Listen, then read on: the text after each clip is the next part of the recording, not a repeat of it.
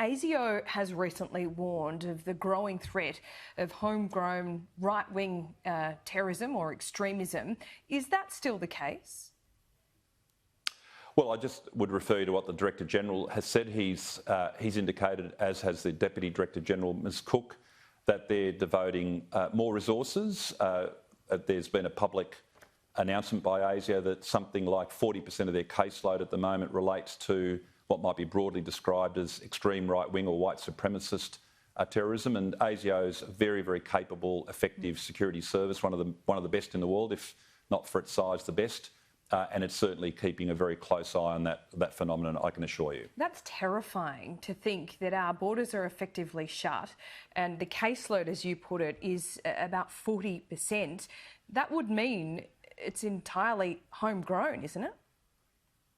Well, it's relative to the number of cases that ASIO have got on their books at any one time. It's certainly a proportion of their cases that is of concern. That the Director-General has said as much, the Home Affairs Minister has said as much. There's a parliamentary inquiry currently being undertaken by the Parliamentary Joint Committee on Intelligence and Security, and no doubt that will shed more light on this matter, both in a classified sense in confidential hearings that the committee might be minded to make, but also in any public hearings. I don't want to preempt either the submissions or the evidence that will be given to that committee, nor obviously preempt its findings, but it is certainly something, given global trends in the United States, very self-evidently, supremacist groups.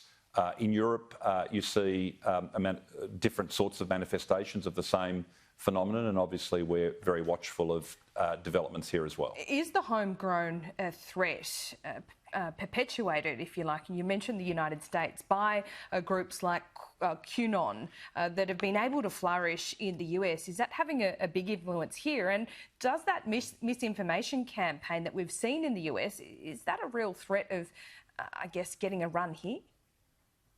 Well, I'll refer you to what the Director-General said almost a year ago now when he gave his annual threat briefing, and I know that Mr Burgess is preparing to give another one of his annual threat briefings soon, so I won't steal much of his thunder, but certainly in the evidence that he's given publicly, Ms Cook, as the head of the analytical and operational part of ASIO, they have drawn attention to the fact that there's international linkages, there are online platforms, there are transnational groupings here, they support one another, they share material, etc. And it's no different in some respects from any other form of violent extremist ideology, whereby technology, which is so otherwise beneficial in our lives, it connects all sorts of groups and people, can also be used to connect people whose purposes are very nefarious. You've previously talked about climate change being a security threat and how that might change the way that your department operates. Do you maintain that? And have you thought about, or have you put in place those steps as to how you might shift, how you counter that?